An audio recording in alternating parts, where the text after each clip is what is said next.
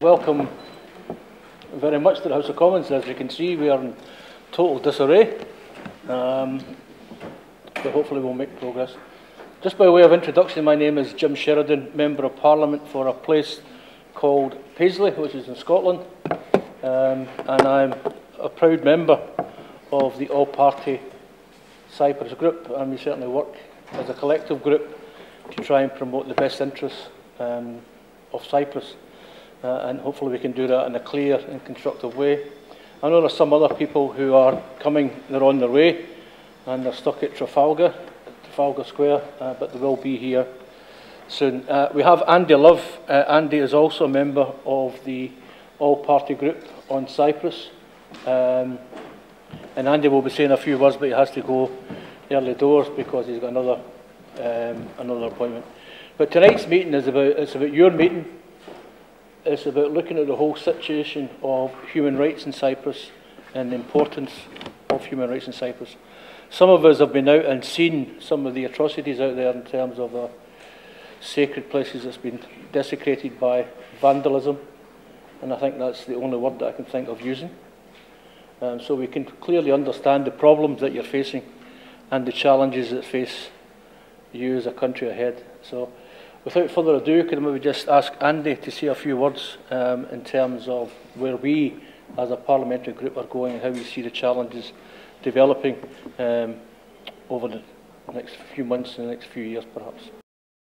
Well, Jim, this wouldn't be the first meeting that either you or I have attended where they're in disarray in terms of the organisation, and I have to say it's always good to come to meetings with the Cypriot community because the level of interest and commitment and contact and energy that you see, and we're very pleased to see so many people here. It doesn't surprise me in the slightest because I know just how close to everyone's priorities of concern the Cyprus issue is. It's also very good to be here. I had originally not intended to speak at all. That's an impossibility at Cyprus meetings. But to come along and to reacquaint myself with Antigoni, who I first met when she was mayor of Morphou, but who has graduated onto an international stage in the European Parliament. I'm very pleased to see her again, and I hope that she'll be able to speak with great authority as a European parliamentarian, but perhaps more importantly, as someone who's had to live through the experience of the division of the island and to be separated from her village, her home, and the ability to be able to return and to have all of the privileges and rights that every other European Union country has as part of their commitment and involvement and membership of the European Union.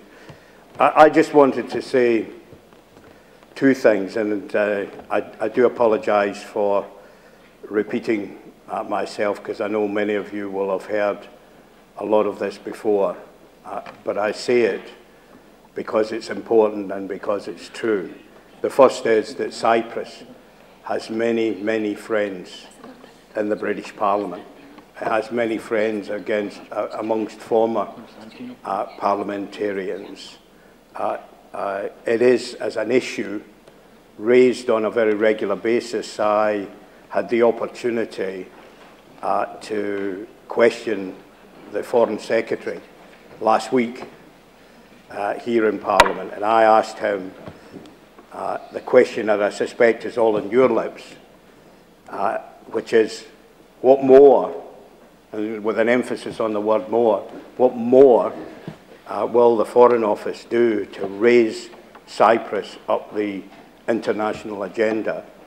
And following what we were told was a very successful visit of the President of Turkey, how important did they consider an invitation to the President of Cyprus to come to London to speak with the Prime Minister and the Foreign Secretary about the Cypriot view on the negotiating process and how we move things forward. And I think those are two priorities. I know that my other colleagues who are probably not would be with you this evening, but I think I can speak on their behalf when I say they are and continue to be committed. Two other members, both on the Conservative side, raised questions also with the Foreign Secretary. I made it clear to him that there is widespread cross-party support for doing more to try and engage with the Cyprus issue and try and take the negotiating process in a more positive direction than it's been in recent months. And I know that there is a meeting coming up in the United States in the new year, and we are focusing our attention on that. So the first thing I wanted to say was how important it is that we link in that the members of Parliament are reflecting the concerns and the ambitions of the Cypriot community. And I think we are doing that, although, as always, we could do more. And I'm acutely aware that we all could be doing more, but the most important thing is that we communicate that to the government, that no matter how well they think they're doing, they have to be doing more on the issue of Cyprus. The second issue I just wanted to touch upon, and I look round this room and it's a reflection. I recognise lots of people in here. I've had contact with them over the years. I consider many Cypriots who live in my constituency not just to be constituents, but to be personal friends. I came to London, and I'm showing my age now, but I came to London in 1974. I came with a lot of other people, although I was from Scotland, they were from Cyprus. So I've been aware of the issue. I was a councillor in Haringey, which of course at that time, this is going back into the 1980s, was probably the premier residence of Cypriots. As Cypriots have moved from the 40s and 50s in Camden and Islington, to the 70s and 80s in Haringey, to the 90s and 2000s in Enfield, and now in the new century probably moving westwards towards Barnet. I've in a sense followed you because I started out in Islington. I lived for many years in Haringey. I now reside in Enfield. I don't think I'm going to Barnet. I'm sorry. For all of you who live in Barnet, I shan't be following you there. I can't afford it, apart from anything else. But I feel, in essence, a part of the Cypriot community. I've lived amongst them, my neighbours, as well as my friends and as well as my constituents as Cypriots. And I can assure you, even just elderly Cypriots who casually meet you on the street or in the shops will always mention Cyprus. What are you doing about Cyprus? It's almost the second question. The first question is always, how's your family? You've heard that before. And the second question is, what are you doing on Cyprus? And I think that reflects the serious issues that are of great concern to the Cypriot community. So I've been very fortunate to have many Cypriots as friends. I look on you as a very important part. I have got roughly the same number of Turkish Cypriots as I have Greek Cypriots. So Cyprus, there are two different perspectives are very much there in my constituency, and I can tell you from experience over all those years, if it was left to those two communities, we would have solved this a long time ago. I can tell you of the real concerns there is amongst the Turkish Cypriot community that they're going to disappear entirely from the island of Cyprus. I can tell you about the desire of many of them to return, but the circumstances that they face in the north of Cyprus are very, very difficult. So there is a strong will to find a solution on both sides, and if that was the way it was going forward. So we all have to recognise where the difficulties lie, where the problems with finding a solution lie. And that's why, and I will finish on this, that's why it's so important that the international community plays a more prominent role, because it is with the guarantor powers and with Turkey in particular that we need to engage in order to find a solution. And there was an opportunity when President Gül came to London. There will be future opportunities, but we need to be making sure that not only the international community, but the British, the UK voice speaks up loudly. We have a very large Cypriot, estimates range anywhere from 300 to 500,000 Cypriots. We're almost getting to the population of the island here in the United Kingdom. And we need to be speaking up on behalf of all of those people to say this has gone on far, far too long. We need to have a negotiating process that will deliver a solution that both communities can vote upon and support, because that's the birthright of every Cypriot. That was delayed.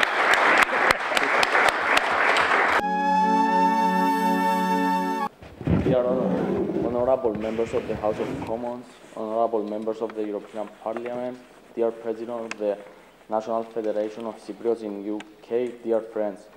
Firstly, I would like to thank the honourable members of the House of Commons, Sir Alan Mill, Alan Love, Jean Sheridan, the honourable members of the European Parliament, Antigoni Papadopoulou and Mary Hannibal, and the President of the National Federation of Cypriots in the UK, Mr. Drushodis, for co-organising the Human Rights, the Case of Cyprus discussion with our student union ANAGENNISI. Secondly, I would like to welcome you all to the House of Commons for a fully constructive and interesting afternoon. The Cyprus issue is definitely a case of systematic, documented gross human rights violations. During and in the aftermath of Turkey's 1974 unlawful invasion of the Republic of Cyprus, Turkey breached a plethora of human rights and fundamental freedoms and showed a flagrant disregard and disrespect for European community and international law principles.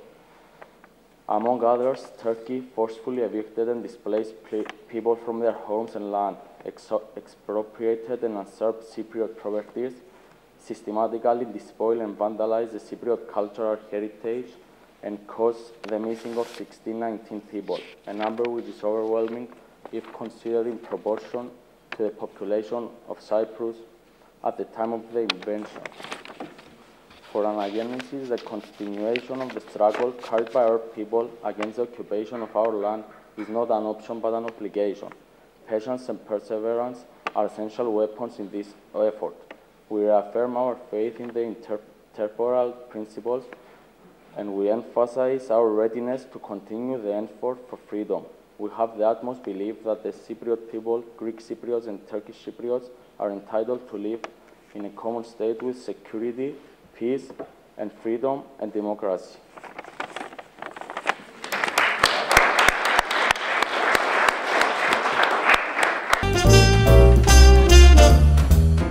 I am very thankful because the student union ANAGENNISI, which belongs to the Democratic Party in Cyprus, invited me to come here and deliver a speech on human rights, the case of Cyprus, as a member of the European Parliament, but also as a refugee coming from Morphu, who has been striving very hard since 1974 for the day that the island will be reunited and we refugees will be able to return back to Kyrenia, to Famagusta, to so many hundreds of communities, villages and towns who are under Turkish occupation for the last 37 years.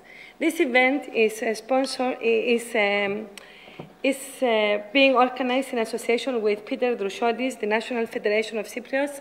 Unfortunately, he cannot be here, but he has a representative who is going to speak later on in this meeting. And immediately after me, you are the next speaker.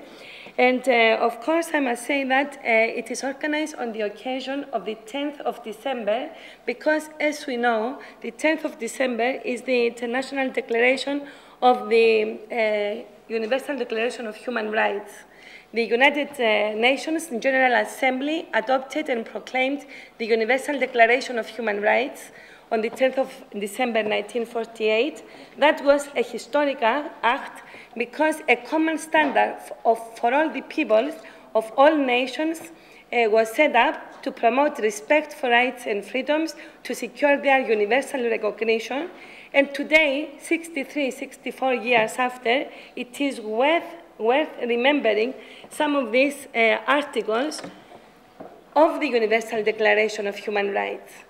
All human beings are entitled to be born free, equal in dignity and rights, Article number 1.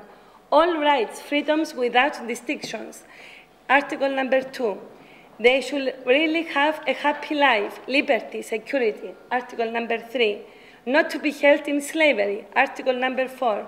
Not to be subjected to torture, inhuman, degrading treatment, or punishment, Article number 5. And it goes on, listing all these rights which every citizen of the world should be free to enjoy.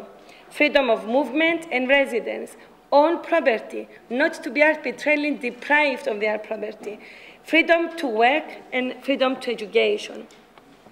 And this is the same vision that the EU has, the 27 member countries, which are complex societies, but they are united in diversity. And of course, the EU today tries to have a common direction, common principles, common values, common respect of human rights. Unfortunately, besides the economic crisis, there is a crisis in values, because we see that human rights are violated in a lot of parts of the world, and also in my country, Cyprus. And this is what we are here to talk about.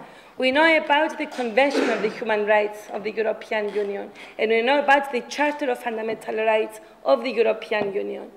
And of course, there are so many chapters about dignity, freedoms, equality, solidarity, citizens' rights, justice, and so many general provisions. The Lisbon Treaty gives the Charter a binding legal effect equal to the treaties, and also the Convention, the European Convention on Human Rights, guarantees that at least on the papers, the legislation protects all citizens, including European citizens, from all kinds of violations of human rights, and also all people should be equal. This is not the case, however, in Cyprus. And I don't want to make a political speech, because very often I say I don't consider myself a politician.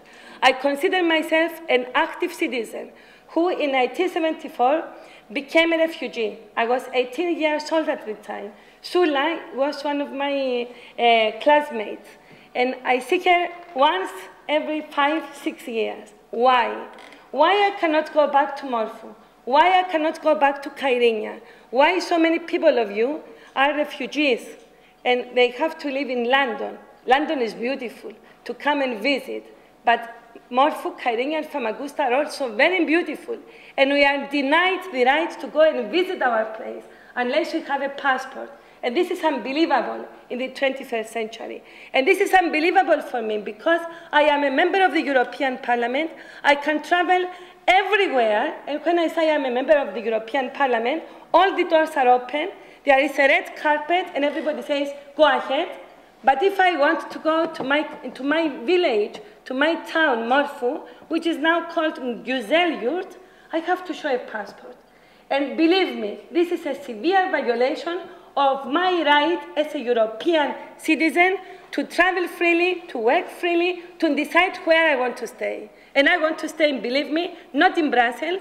I want to stay in Morpho, and I want to visit London, and I want to visit Brussels, and I want to work in Morpho. And this is a big problem. And this is denied for the people from the Karpas Peninsula. It is denied for the people from Agathou. It is denied for the people of Lysi, and for so many occupied municipalities.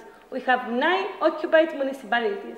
And I used to be the mayor, and I know that all the mayors of these 9 municipalities speak with the same language. They have the same demands. And we are not happy because 37 years, we used to be very young boys and girls, like the colleagues we have here from ANAGENNISI. And for the last 37 years, we grew up, and this violation of human rights, unfortunately, continues. Why? So I said that I am an active citizen. I decided to show you some paintings. These paintings are by well-known Cypriot artists that speak from themselves. They recount in visual form the tragedy of the Cypriot people, resulting from the denial of their human rights. They reveal the whole story of what happened. And we don't need a lot of words. Just see the pictures as these painters have made them. Human rights, the case of Cyprus, 1974. A Turkish aggressive behavior resulted in a Turkish invasion. 37% of the island came under occupation. More than 170,000 people, refugees. Some 1,500 Greek Cypriots missing. Some 20,000 Greek Cypriots in the occupied area. We are enclaved, and because of ethnic cleansing, these people now are gone. They live either in England, they live in Australia, they live everywhere else, but not in the Carpathes Peninsula. Only 300 or 400 people are still there. More than 115, nobody knows how many illegal settlers are now on the island, because Turkey is not accountable for this illegal settling which takes place during the last 37 years. And of course, we have so many United Nations, European Court of Human Rights resolutions, and other resolutions from international organizations which condemned the Turkish invasion, but they are unfortunately only on paper. They have not been implemented. And if I am a member of the European Parliament, I want to know why there is no mechanism to implement all these resolutions. Why the Council of Europe does not have a mechanism. Why all this legislative process which takes place is just on paper? Why we don't try? The United Nations cannot implement their United Nations resolutions. The European Court of Human Rights cannot do that. Who can do that? Why we politicians are not able to implement all these things we vote for? Why the international organizations cannot implement their resolutions? This is a very big question. So we have seen that in May 2001, the European Court of Human Rights ruled that Turkey had violated 14 articles of the European Convention of Human Rights concerning refugees, enclaved and missing people. And we see it through the paintings, absence of remedies.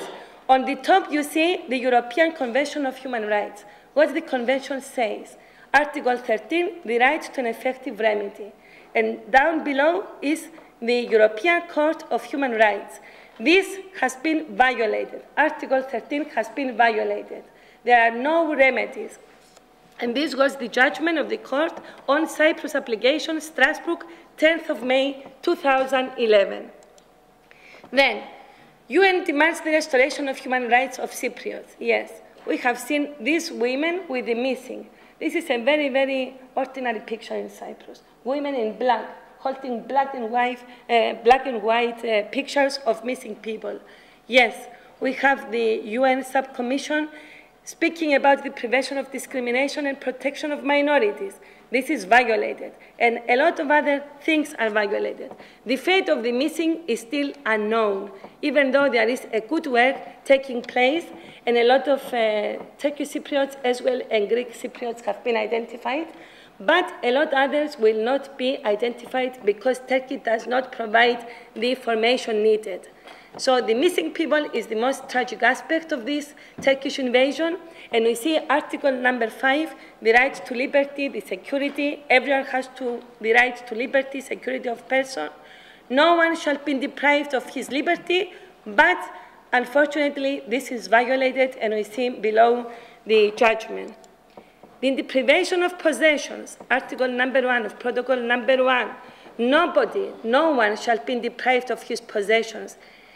But unfortunately, this is also violated. And these are all pictures by famous painters, Telemachos Kathos and a lot of others who are very well known. A lot of European members of the European Parliament, when they saw these paintings, they said, my goodness, they show so much damage, so much destruction, so much fear about the future, so much violation. What can we do about it? And the question is, what can they do about it? Because we have to implement these judgments. So the deprivation of property and separation of families, again, this is a picture on this issue. Turkey is responsible for human rights violations in Cyprus. Here we have the obligation to respect human rights. The high conducting parties shall secure to everyone within their jurisdiction the rights and freedoms defined in Section 1 of this convention. This is also violated. A lot of people were arrested. They were alive. Until today, we don't know what happened to them, if they are still dead or alive. Violations of the rights of the Greek Cypriot missing persons. This comes over and over again because this is a very big and tragic history. The failure to trace the fate of the missing again, and we have said that people are not objects. You cannot put them in a box. Behind each box, when you go and visit the laboratory for the missing people, and a lot of MEPs came, we have an initiative with the Church of Cyprus, and some of us, Cypriot MEPs, invite people from the European Parliament, and they come to Cyprus. When they go and see so many bones in boxes, they say, for goodness sake, what is behind these boxes? And when I tell them there are parts and pieces of the human body, some bones here and there, they are really frightened from what they hear and what they see. And of course, the degrading treatment, not only of the people, but also of the cultural heritage, of the churches, of the archaeological sites, and everything. And the right to property. So many thousands of Greek Cypriot refugees denied their homes, denied their properties, denied their right to go back. And as I have said, on the top is the articles protecting these rights, and below is the decision of the European Court of Human Rights. The right to family life. So many families have buried a lot of members in 1974. Violations concerning the living conditions of Greek Cypriots in northern Cyprus. We speak about the rights of the enclaved people, still violated. Even the books for the young children could not go there without having some pages torn, which shows that there is a lot of violation of the right of the children to be taught and educated correctly. And this is the violation of the inheritance rights, the violation of the right to education, the violation of the family life of the enclaved, the degrading treatment of the enclaved, the absence of remedies, we have mentioned about it, and the unfortunate thing is that these violations continue. And what we want to say today to our British colleagues is that, unfortunately, these violations continue. The case of Cyprus is unique in the recent European history. Turkey, having expelled the bulk of Greek Cypriot population from the occupied area by ethnic cleansing, has prepared the ground for partitioning the Republic of Cyprus. And indeed, we have seen negotiations going on and on, but unfortunately, these negotiations do not lead to the reunification. Unfortunately, the plan of Turkey is to have two separate states. And so they try to have this geographical separation, and they try indeed to establish a northern state in the occupied part and a southern state living side by side.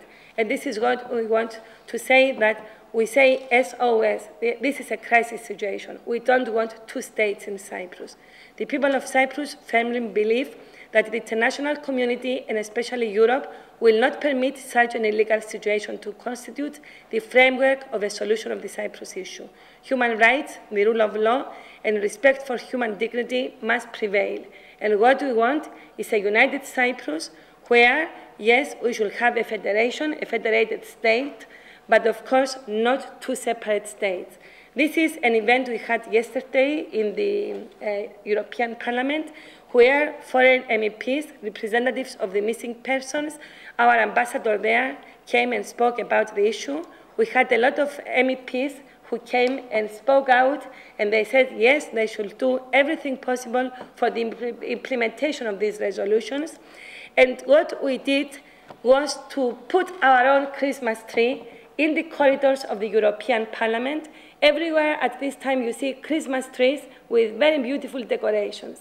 Our tree is very simple, and it sends one message. What happened to the fate of all these hundreds of missing people? You see a photograph of a woman there are 116 women who are still missing in Cyprus.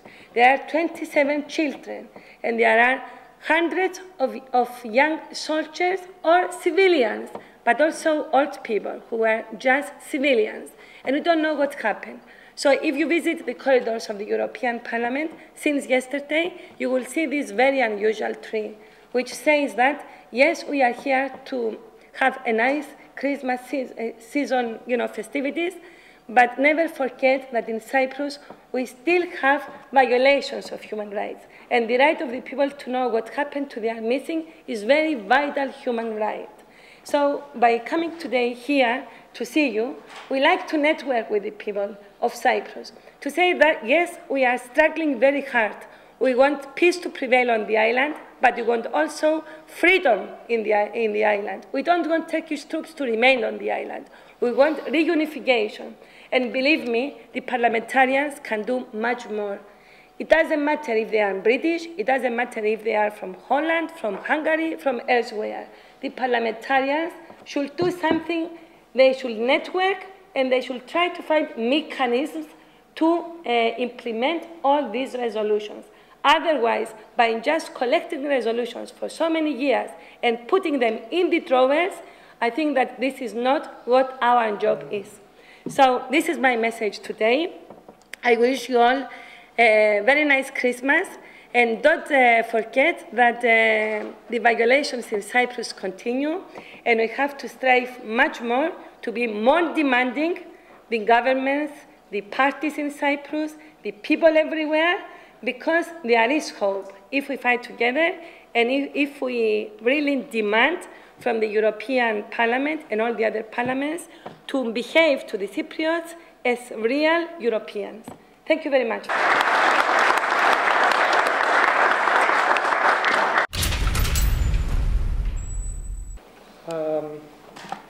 Dear everyone, I'm Nectarios Christodoulidis, a second-year student in the University of Leicester in the Department of Law, and I will speak about the missing people, which is one of the major consequences of the Turkish invasion of 1974. In the summer of 1974, Turkish troops invaded and occupied more than a third of the territory of the Republic of Cyprus. Over the years, those who lost their beloved, their homes and their livelihoods have begun the painful process of rebounding their shattered lives.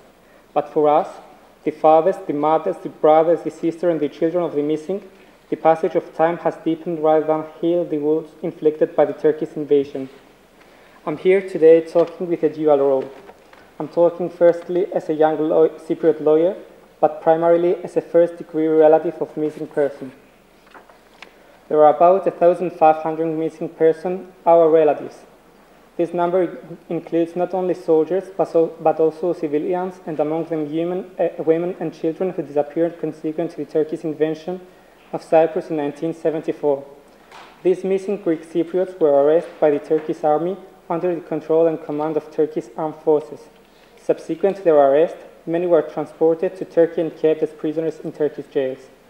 Since 1974, despite our appeals to the Turkish government and other international organizations, and contrary to international law and the Human Rights Convention, Turkey refuses to provide us with any information about the fate of our beloved. Instead, the Turkish government insists that it knows nothing about the fate of our relatives, and furthermore, that no Greek Cypriot is missing.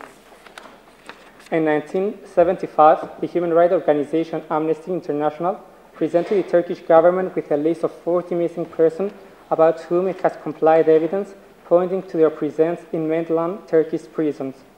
No response to Amnesty's demand for an account was ever received from the Turkish government. Turkey is constantly rejecting the effort of humanitarian bodies and blocks attempts by the international communities to investigate the fate of our disappeared relatives. Although a committee on missing persons was set up under the auspices of the United Nations in 1981, the Turkish government is not represented and does not participate in the proceedings.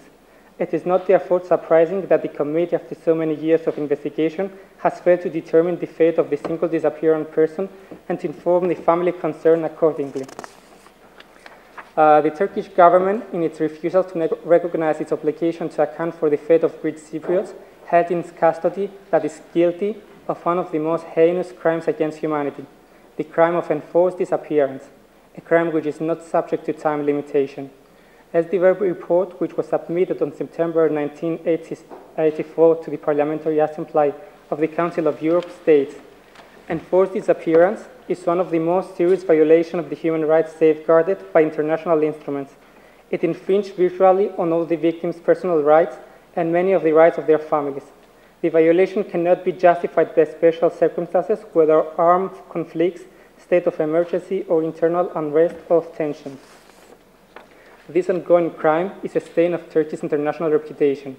More importantly, it is a crime which perpetuates the suffering of the missing and their families, a crime which constitutes the most flagrant violation of the basic and fundamental human rights of both the missing person and us, their families.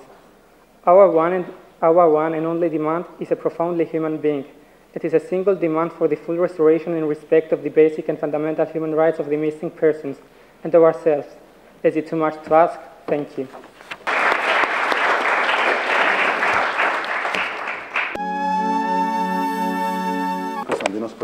I'm the Vice President of the Student Union ANAGENNISI, and I will tell you about the violations of human rights in Cyprus by Turkey the last 37 years. The European Court of Human Rights has given the clear message that Cyprus issue is primarily an international case based on the violation of human rights and international law by Turkey. The court has ruled on important issues of international law, judicially referring the legal status of the Republic of Cyprus and the illegal actions of Turkey in Cyprus. Basic human rights and vital freedoms, as well as the independence, dominance, and territorial dignity of Cyprus were brutally violated by the Turkish military invasion of my country in July 1974. On the 20th of July 1974, Turkey invaded Cyprus, an equal member of the United Nations. The Turkish government proclaimed that this action was a peace operation aiming at the restoration of the constitutional order in the island, which was ostensibly distributed by a coup against the illegal government of Cyprus. According to international law, this is an international crime. Furthermore, Turkey had one-sidedly proclaimed the establishment of a puppet autonomous administration in the occupied part of Cyprus, supported up by the military power of the Turkish occupying forces.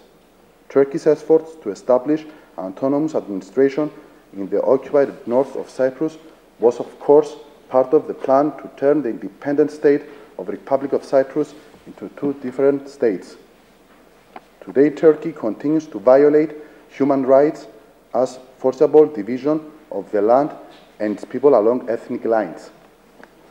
Turkish civilians are given the status of a citizen of a non-existing republic and are considered as being part of the population of the illegal puppet administration established by Turkey in the occupied territories of the island.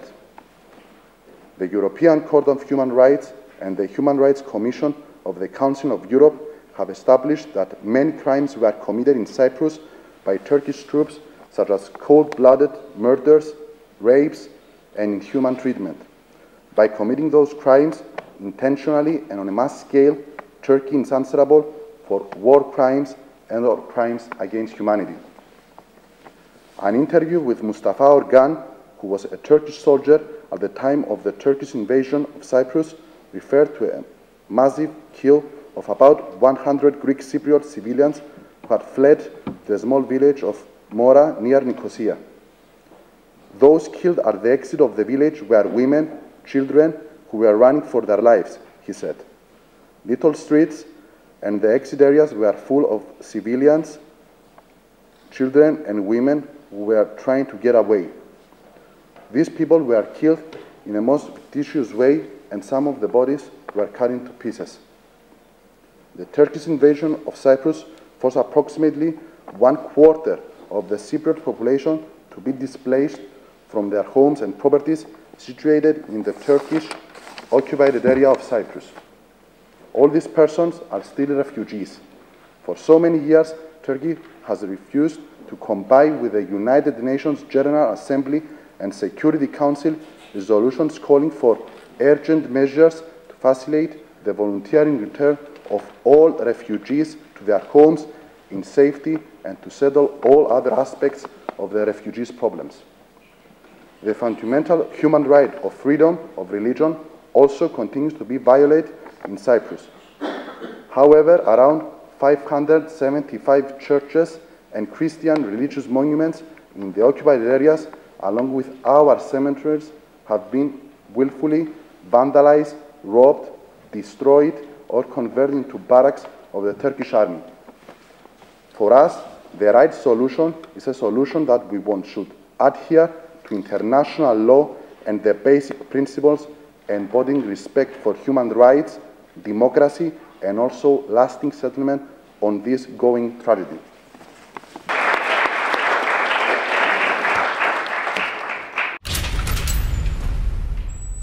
Κυρία Αντιγόνη Παπαδοπούλου, καταρχάς καλώς ήρθατε στο Λονδίνο και φαντάζομαι ήρθατε ειδικά για την εκδήλωση από τις Βρυξέλλες απόψε, έτσι. Μάλιστα, ήρθα σήμερα το πρωί από τις Βρυξέλλες γιατί ο στόχος είναι να παρουσιάσουμε ακριβώς τα ανθρώπινα δικαιώματα πώς παραβιάζονται στη δική μας πατρίδα στην Κύπρο και είναι πολύ σημαντικό να γίνεται μια τέτοια εκδήλωση, ιδίως αυτές τις μέρες που στις 10 του Δεκέμβρη γιορτάζουμε την 63η επέτειο από την Παγκόσμια Διακήρυξη των Ανθρωπίνων Δικαιωμάτων του Οργανισμού Ηνωμένων Εθνών. Όπως γνωρίζετε, είναι το όραμα της Ευρωπαϊκής Ένωσης αλλά και των παγκόσμιων οργανισμών να υπάρχει σεβασμός στα ανθρώπινα δικαιώματα. Λοιπόν, αυτά τα ανθρώπινα δικαιώματα στη δική μας πατρίδα καταπιέζονται και παραβιάζονται τα τελευταία 37 χρόνια από την Τουρκία. Είναι το δικαίωμα των προσφύγων, το οποίο παραβιάζεται, το δικαίωμα τους να ζουν στη γη που γεννήθηκαν, το δικαίωμα μας να ζούμε σε μια πατρίδα όπου να μπορούμε να εργαστούμε όπου θέλουμε, να διακινούμαστε ελεύθερα, χωρίς διαβατήριο και οπωσδήποτε τα δικαιώματα των αγνοωμένων μας, γιατί οι συγγενείς τους εδώ και 37 χρόνια προσπαθούν να μάθουν τι απέγιναν.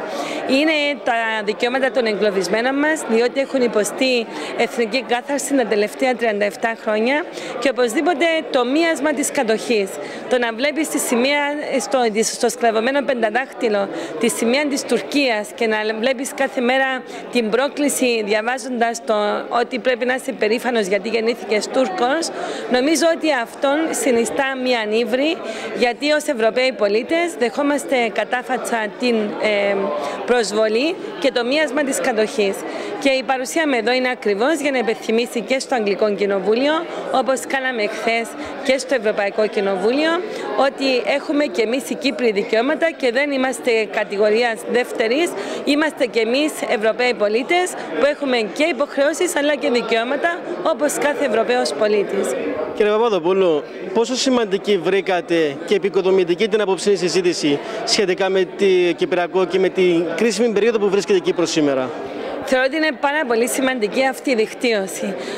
Πάντα πίστευα ότι ο απόδημος κυπριακός ελληνισμός, αλλά και ο ελληνισμός γενικότερα, πάντα ζει στο εξωτερικό όταν είναι υποχρεωμένος να ζει στο εξωτερικό και το μυαλό του είναι στην πατρίδα. Με την οικονομική κρίση στην Ελλάδα και με την πολιτική κρίση που υπάρχει διαρκώς στην Κύπρο, λόγω του άλλου του κυπριακού προβλήματος, αλλά και των πολλαπλών εκφοβισμών που αυτή τη στιγμή εξασκεί η Τουρκία εναντίον της χώρας μου, γιατί ακριβώς αποφάσισε να κάνει προσπάθεια για να βρει υδρογονάνθρακες στη δική μας αποκλειστική οικονομική ζώνη. Με όλα αυτά τα οποία συμβαίνουν γύρω μας, πιστεύω ότι ο ρόλος μας εμάς των Ευρωβουλευτών είναι να ακούμε τον παλμό του κόσμου και το απόδημου κυπριακού ελληνισμού και να γεφυρώνουμε το χάσμα ανάμεσα στις Βρυξέλλες, στον χώρο όπου βρίσκεται ο απόδημος ελληνισμός και τη Λευκοσία. Και νομίζω ότι είναι υποχρέωση μας. Αυτό ακριβώς έκανα απόψε, να έρθω να ακούσω τον παλμό, πώς σκέφτονται οι απόδημοι μας και τολμώ να πω ότι υπάρχει μια σύμπλευση απόψεων, γιατί έχω δει μια νομοθυμία στο να βρεθεί μια σωστή και δίκαιη λύση, χωρίς παρεκκλήσεις όσον αφορά το ευρωπαϊκό κεκτημένο, που να διασφαλίζει τα ανθρώπινα δικαιώματα όλων στην Κύπρο και γι' αυτό πρέπει να παλέψουμε. Μας έχετε αναφέρει στη συζήτηση ότι τελευταίως έχετε κάνει μια εκδήλωση στο Ευρωπαϊκό Κοινοβούλιο σχετικά για την Κύπρο. Με ποιους άλλους τρόπους το Ευρωπαϊκό Κοινοβούλιο θα μπορούσε να υποστηρίξει το πρόβλημα της Κύπρου και αμέσως να γίνει η άμεση παρουσίαση του κυπριακού προβλήματος και στο εξωτερικό, στο Κοινοβούλιο? Πάντα έχω μια αρχή. Εγώ πιστεύω στα 3 δέλτα. Δικτύωση, διαφώτιση, διεκδίκηση. Είναι πάρα πολύ σημαντικό καθημερινά και εμείς που είμαστε ενεργοί πολίτες και πολιτικοί να ενημερώνουμε ξένους βουλευτές από ποια χώρα και αν προέρχονται για το κυπριακό πρόβλημα. Η διαφώτιση είναι άμεση και χρειάζεται, είναι κάτι το πολύ σημαντικό που πρέπει να γίνεται καθημερινά.